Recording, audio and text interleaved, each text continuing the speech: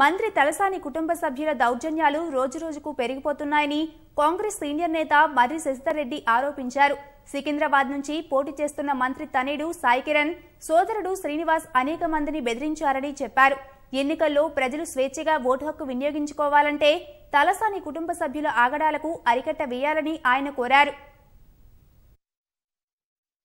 సాయి కిరణ్ యాదవ్ విషయానికి వస్తే ఎన్నికల సందర్భంగా అసెంబ్లీ ఎన్నికల సందర్భంగా అనేక దౌర్జన్యాలకు పాల్పడ్డాడు. పోలీస్ అధికారుల ఎదురుగా మ్యాన్ హ్యాండిల్ చేసినటువంటి అరకు ఎంపీ గీతా గారు తమ భర్తను బలవంతాన అపహరించాడనేటువంటి దానికి సాయి కిరణ్ యాదవ్ బాధ్యుడని, ఒక మున్సిపల్ ఎంప్లాయీని కత్తితో దారుణంగా హత్యాయత్నం జరిగి ఆ గాయపడినటువంటి వ్యక్తి సోదరి 10 రోజులైంది పచ్చి బాలింత నన్ను ఏమనకండి అని చెప్పి ఈ చిన్న శ్రీనివాస్ యాదవ్ ను వేడుకుంటే తాగిన మైకంలో అధికార దురహంకారంతో ఆ అమ్మాయిని కడుపులో తన్నడమే కాకుండా వెంట్రికలు బట్టి తలను గోడ కొట్టినటువంటి దుశ్చర్యలకు పాల్పడినటువంటి ఘనత ఈ కుటుంబానికి ఉంది. ఈ మొత్తం కుటుంబం అంతా కూడా ఈ రోజు ఈ స్థాయికి వచ్చిందంటే అసాంఘిక శక్తులను పోషిస్తూ ప్రజలను వేధిస్తూ సెటిల్మెంట్లు చేస్తూ చట్ట వ్యతిరేక చర్యలకు పాల్పడుతూ అసాంఘిక శక్తులుగా గుర్తించబడినటువంటి వారందరినీ కూడా